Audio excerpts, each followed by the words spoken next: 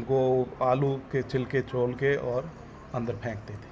वो छिलके खा खा के जिंदे रहे 6 महीने तक। स्वतंत्रता सेनानी परिवार के बीच में मैं हूँ, जिन्होंने लंबे समय तक देश सेवाओं के अंदर काम किया और इसी परिवार की 3 पीढ़ियाँ भारतीय सेना के अंदर सेवाएं दे रही हैं। जुगत सिंह जी का परिवार है और उनके धर्मपत्नी खमा कंवर जी और उनके सुपुत्र हमारे साथ हैं। किस प्रकार जुगत सिंह जी का जीवन काल देश सेवा के अंदर बीता और किस प्रकार ये परिवार आज भी जो है देश की रक्षा के लिए तत्पर हैं, सारी बातें जानेंगे। माता जी, जय माता जी। कितनी उम्र होगी आप री? है को नहीं?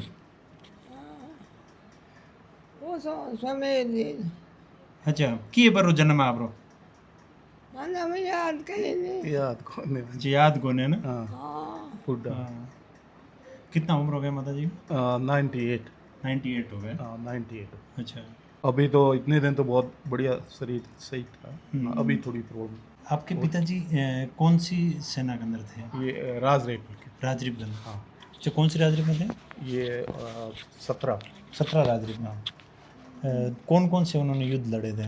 युद्ध उन्होंने 65 का लड़ा, 71 का लड़ा, और ये देश आज़ाद हुआ उस दौरान आप इसी आर्मी के अंदर। अच्छा, उस टाइम पर भी आर्मी में मौजूद? हाँ, ये सुभाष चंद्र बोस की पार्टी थी, उनके साथ थे।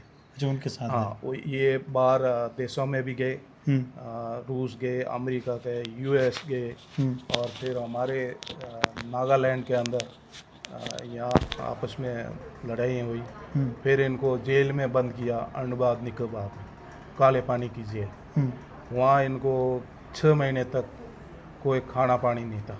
अच्छा, उनको आलू के छिलके छोल के और अंदर फेंकते थे। वो छिलके खा खा के जिंदे रहे 6 महीने तक। अंग्रेजों के राज के टाइम? हाँ, अंग्रेजों के राज। मतलब बहुत सारी पीड़ाएं सहन की लोगों ने, बहुत ज़्यादा परेशानी उठाई। वो खुद हमें बताते थे, जब जिंदे थे। हाँ। तो खुद बोलते थे कि हमारे साथ ऐसा ऐसा हुआ। हाँ। और बोला कोई बातचीत नहीं करता था, जेल के अंदर पटक दिए, उसके बाद कोई पूछता नहीं था, न कोई पानी है न कोई खाना। ऊपर से वो आलू का है या और कोई सब्जी के छिलके फेंक देना, उससे बोला हम खाएं। फिर जब बोला हमारे को जेल से वहाँ छूटे तो हफ्ता भर तो गला बोला खुला नहीं, क्यों कहीं खाया नहीं। हाँ। वो पानी और थोड़ा बहुत छिलके, फिर बड़ी परेशानी उठाई। जिस प्रकार से उन्होंने वो बातें करते थे, हाँ। उस टाइम की देश की स्थिति की भी बातें करते थे, लोगों के जीवन का कितना संघर्ष था, लोगों में कितना दुख था। मतलब उन्होंने बहुत संघर्ष किया। सुभाष चंद्र बोस, भगत सिंह इनके साथ लड़ाई में, और बोलते थे कि हम यहाँ से गए थे लड़ाई के दौरान, फिर अंग्रेज़ों ने हमें कैद कर दिया। कैद करने के बाद हमें जेल में दिया, काले पानी की सजा। हाँ, जहाँ लोग आजकल घूमने जाते हैं। हाँ, आजकल लोग वहाँ टूरिस्ट बनकर जाते हैं। हाँ, बन के जाते हैं। हाँ। वो जेल में रहे। पर 16-17 साल की हाँ उम्र थी इनकी। हाँ। जब शादी की थी। अच्छा, कि जिस हिसाब से आपने बोला कि मतलब काले पानी की सजा काटी हो, उसके बाद में जब देश आज़ाद हुआ, हाँ, उसके बाद में स्वतंत्रता सेनानियों के लिए उसके बाद भी गवर्नमेंट ने कुछ नहीं किया। ये लगभग 90-94 में इंदिरा गांधी ने, जब इंदिरा गांधी प्रधानमंत्री थी, उसने फिर इनको ये तांबा पत्र भी दिया। ये ताम्र पत्र है? हाँ, ये गवर्नमेंट ने दिया। पेंशन भी किया। और बाकी सुविधा तो क्या दी, कुछ नहीं दिया इसके अलावा।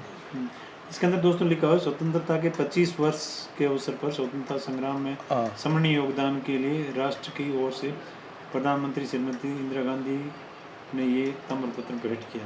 15 अगस्त 1972 की बात है। और जुगत सिंह जी यहाँ पे इनका नाम लिखा हुआ है। अच्छा, ये एक मतलब पहचान है। हाँ, ये पहचान है कि भाई स्वतंत्रता सेनानी। ये ऐसे तो और भी बोल देते हैं कि मैं भी स्वतंत्र, ये है मेन पहचान। ये पहचान है। हाँ। और पेंशन कब शुरू हुई थी? पेंशन 94 के बाद ही हुई। 94 के बाद में शुरू हुई, मतलब ये 72 में दिया है। हाँ, लेकिन ये दे दिया 72 में दिया नहीं है। अच्छा, दिया नहीं है, बाद में दिया। अच्छा, 72 ये इंदिरा गांधी जब प्रधानमंत्री रही, हाँ, उस दौरान दिया। और पेंशन भी फिर इंदिरा गांधी ने शुरू की, पहले कुछ नहीं था। पहले पेंशन कुछ नहीं। इंदिरा गांधी आने के बाद फिर इनकी एक पेंसिल ये सेंट्रल गवर्नमेंट ने दी, एक स्टेट गवर्नमेंट ने दी और एक पेंसिल डीएसी में सर्विस की। आज़ादी के बाद स्वतंत्रता सेनानियों के पास उनकी पहचान थी तो ये एक ताम्रपत्र था, और बहुत कम इस ताम्रपत्र के साथ आज परिवार मिल पाते हैं स्वतंत्रता सेनानियों के। ऐसा ही श्री जुगत सिंह जी का परिवार, और माताजी से हम लगातार बात कर रहे थे लेकिन बुजुर्ग हैं और तबीयत ठीक नहीं है, तो जुगत सिंह जी के पुत्र हैं हमारे साथ। आपके पिताजी ने काफ़ी लड़ाइयाँ लड़ी और काले पानी की जेलें तक काटी, उसके बाद में गवर्नमेंट जागी, देर आई, दुरुस्त आई, पेंशन शुरू हुई, लेकिन किसी प्रकार का जब स्वतंत्रता सेनानी का परिवार जिस गांव में रहता है, आपके गांव में कोई भी ऐसा कोई जगह, कोई सरकारी गवर्नमेंट पैलेस का नाम या ऐसा कुछ है? कुछ भी नहीं है, अभी तक कुछ भी नहीं। मैंने एप्लीकेशन भी एक स्कूल के नाम से दिया, वही उनके नाम का स्कूल होना चाहिए, तो मैंने वो एप्लीकेशन शिक्षा मंत्री को दिया। शिक्षा मंत्री ने हमारे विधायक से बात की तो वो अभी तक बीच में लटका हुआ है। दूसरा, मैंने विधायक बाबू सिंह राठौड़ से भी बात किया, मैं कि हमारे घर रोड नहीं है बना हुआ। अच्छा, मतलब रोड रास्ता नहीं है? हाँ, रास्ता तो मतलब मुड़ी, अच्छा, ग्रेवल ट्रैक है। हाँ, बाकी नंबर नहीं है। तो मैंने 3 साल हो गए, कम से कम 4 एप्लीकेशन बाबू सिंह को, मतलब स्थानीय विधायक को आप दे चुके हैं? हाँ भाई, कि हमारे ये 1-1.5 किलोमीटर भी ज़्यादा भी नहीं है, 1.5 किलोमीटर है टोटली। तो जब जाते हैं बोलते हैं ठीक है, हो जाएगा साहब, हो जाएगा। पिछले साल बोला तो क्या हो जाएगा, हुआ नहीं, अभी तक कोई काम नहीं हुआ। गवर्नमेंट की तरफ से हमें कोई सुविधा नहीं मिली, और ऊपर राजनाथ सिंह बोलते हैं कि भाई हम स्वतंत्रता सेनानी वालों को ये कर देते हैं, ये देते हैं, और हमें कुछ नहीं। मतलब कागजों और मंचों पे बहुत कुछ होता है, लेकिन अंतर है। ये कहीं ना कहीं हम आए तो माता जी के दर्शन करने ही थे कि इतने वयोवृद्ध माता जी हैं और एक स्वतंत्रता सेनानी परिवार है, लेकिन जब यहाँ आते हैं तो पता लगता है कि असलियत में जो सैनिक देश के लिए, देश की आज़ादी के लिए लड़े, उन सैनिकों के परिवार के प्रति हम कितने कर्तव्यबद्ध हैं, वो इनकी बातों से जो है ये कह रहे हैं। उससे अगर हम आंकलन करें तो कहीं ना कहीं मंचों पे कई हुई बातों का ये खोखलापन है। आपके पिताजी के कितने वर्ष उम्र जो है इन्होंने जीवन जिया था? 85 ईयर। आपका जॉब कब लगा था? मेरा जॉब 83 में। 83, मतलब आपके पिताजी के होते तक आपका जॉब लग गया था? हाँ, मैं नायक सूबेदार बन गया था मेरे पिताजी होते हुए। अच्छा, होते हुए भी।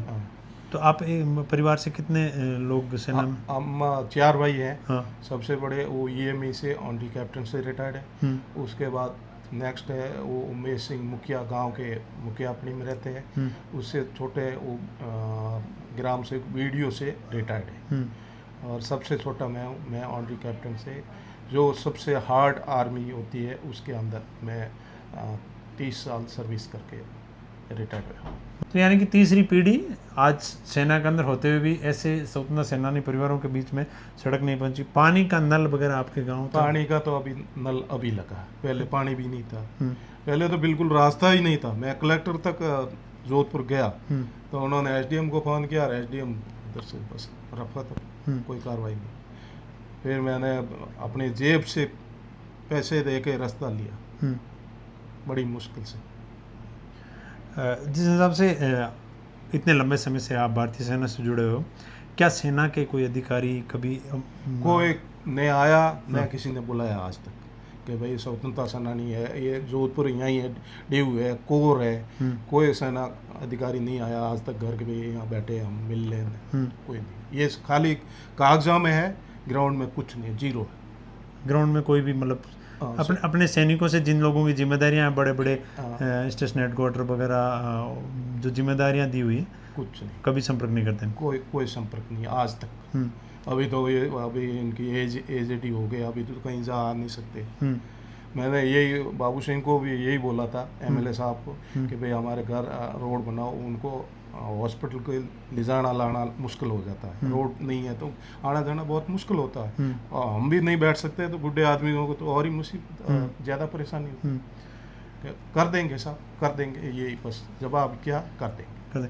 क्या कहना चाहोगे ये पूरी व्यवस्था, इसके बारे में अपना मैं सुझाव ये कहना चाहता हूँ कि इतनी ये गवर्नमेंट के अंदर नौकरी की, देश आज़ाद किया, फिर भी कोई सुविधा नहीं है तो गवर्नमेंट को इसके ऊपर अमल करना चाहिए कि भाई ये हुआ नहीं तो काम कुछ किस कारण से नहीं हुआ। काम तो होना चाहिए ना, गवर्नमेंट की तरफ से सब सुविधा है, लागू है, पर होना कुछ नहीं। आपके जब स्वतंत्रता सेनानी परिवार रहा आपका, तो घर में बैठते थे, कभी छुट्टी आते थे तो क्या चर्चाएं करते थे? हाँ, घर में रहते थे। मैं सबसे बड़े भाई वो ईएमई में थे, सर्विस करते थे। मैं सबसे छोटा था तो मैं फादर के साथ ज़्यादा टाइम रहा, तो उनका मतलब वही फौज वाला रोटेशन ही था घर में भी। 84 उम्र तक। हाँ हाँ, बिल्कुल सेम फौज वाला रूल। हमें शाम को बुला के बोलते थे कल ये काम करना, ऐसे करना, ये करना। कोई भी किसी का उधारा लेते हो तो उसको वापस टाइम से देना। हर चीज़ की मतलब उनकी एक अहमियत थी फौज वाली। हाँ, ये नहीं कि भाई गांव में तो ढीलापन है, कोई कैसे चल रहा, कोई कैसे कर रहा, कोई मतलब नहीं। और किसी से चोरी मत करो, बेईमानी मत करो, किसी से झूठ मत। हाँ। ये 3 शब्द उनका हमेशा होता था कि कभी झूठ मत बोलो, बेईमानी मत करो और चोरी मत करो। ईमानदारी का आपके पास पैसा रहेगा, बाकी कुछ नहीं। वो जिन 3 मुद्दों को बोलते हैं, चोरी, बेईमानी और झूठ, हाँ अगर हम देश के बाकी सिस्टम की तरफ झांक के देखते हैं कि सैनिक अपने परिवार को संस्कार दे रहे हैं कि भाई ये मत करो, हाँ अच्छी चीज़ें नहीं है, वहीं अगर हम देश के बाकी आम जिम्मेदार लोगों के अंदर जाके देखते हैं तो उसमें सब भिष्टावाड़ है और कुछ नहीं। भिष्टवाड़ा ज़्यादा है, मतलब गवर्नमेंट को कंगाल करने की कोशिश में है नीचे वाले सब। एक मोदी ये चाहता है कि भाई हमारा देश ऊपर उठे, और नीचे वाले इस चीज़ को कोई मतलब नहीं। आप एक पटवारी से लेके एसडीएम, तहसीलदार, अराई, इनको देखो, सब भ्रष्ट। इनका सबका धंधा बना रखा है। नीचे वालों से ऊपर का धंधा है कि भाई इतना साल का हमारा होगा तो हम आगे बढ़े। जिस हिसाब से आपने पिताजी से संस्कार पाए थे और वही बातें आज आपके सामने फिर के आ रही है, चाहे सड़क का मामला आप जिस हिसाब से बोल रहे हो या पेंशन इतने वर्षों बाद में शुरू हुई, तो इसके पीछे कहीं ना कहीं इन बातों का हाथ रहा है। जो इन बातों का हाथ है, जब ये प्रॉब्लम हो रही है, आज भी हो रही, आज भी हो रही। मैं कम से कम 10 बार एमएलए साहब के पास गया कि साहब हमारे ये काम करा दो। ठीक है साहब, हो जाएगा। ये मना नहीं करते, नहीं होगा, ऐसे कभी नहीं होता, हो जाएगा साहब। होता नहीं है, 15-20 महीने 2 महीनों फिर जाते हैं। वो तो साहब आपको पहले लगी हुई एप्लीकेशन में आएगा, जब करा दूँगा। 3 साल हो गए, कोई काम नहीं। स्वतंत्रता सेनानी परिवार, उनके माता जी जो है काफ़ी बुजुर्ग हैं, थोड़ा बहुत हमने बात किया, लेकिन आप लोगों का जिस हिसाब से इन्होंने जो चीज़ें बताई, कहीं ना कहीं चाहे इनके पिताजी के द्वारा इनको दिए हुए संस्कार हो, या उनकी कर्तव्यनिष्ठता हो, या इस परिवार के द्वारा बार बार चक्कर काटने के बाद में भी संज्ञान नहीं लेना, एक स्वतंत्रता सेनानी परिवार के घर तक सड़क नहीं पहुंचना, ये सारी चीज़ें आपको किस प्रकार और आपको किस नज़रिए से दिखती हैं, वो आप कमेंट से ज़रूर करें, अवगत करवाएं। आपको फौजी भाई फिर हाजिर होगा। आपका बहुत बहुत धन्यवाद। जय हिंद। जय।